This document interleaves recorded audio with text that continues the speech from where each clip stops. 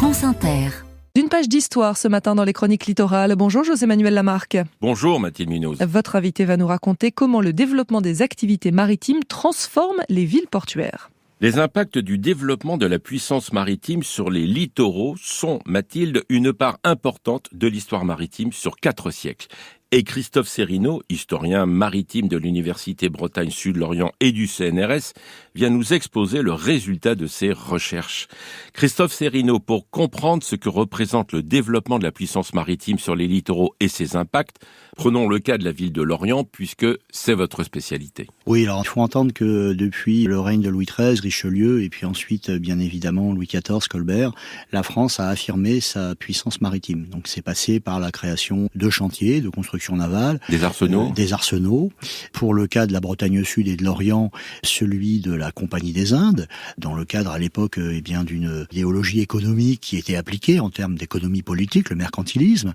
Et donc on a créé ex nihilo dans la rade de l'Orient, d'abord un chantier pour armer un premier vaisseau qui s'est appelé le Soleil d'Orient, qui a donné son nom à la cité, puis ensuite un port, et on a de fait, avec la naissance de ce port, connecté directement l'Orient dans les premiers échanges de la mondialisation. Ce qui m'a intéressé lorsque j'ai commencé mes travaux de jeune chercheur à l'époque en histoire maritime, c'était non pas d'embarquer à bord des bateaux de la Compagnie des Indes et non pas d'essayer de documenter, je dirais, en quoi en effet la Compagnie des Indes avait pleinement joué. Ce qui m'a intéressé, c'était d'essayer de mesurer en quoi les sociétés littorales en Bretagne Sud et dans les îles avaient pu être impactées par l'affirmation par l'État de cette puissance maritime. Ça veut dire développement de l'environnement, développement du littoral, les populations. Alors, il y a évidemment plusieurs impacts à tout cela. Alors, le premier impact, c'est d'une certaine façon une mise en coupe réglée de sociétés qui vivaient sur les littoraux, alors bien sûr dans des cadres seigneuriaux à l'époque, avec des contraintes, mais aussi, en tout cas pour les Iliens, certaines marges aussi de liberté d'une certaine façon. Et dans la mesure où l'État créait ex nihilo à la fois un port, un chantier et en même temps une cité qui se développait.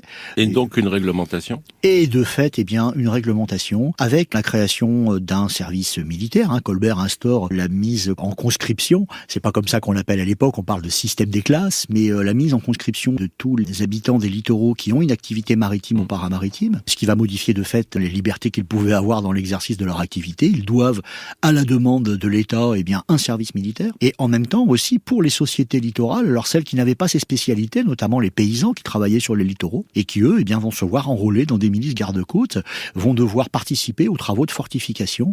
Donc en quoi tout cela a modifié la ville, le quotidien de ces sociétés.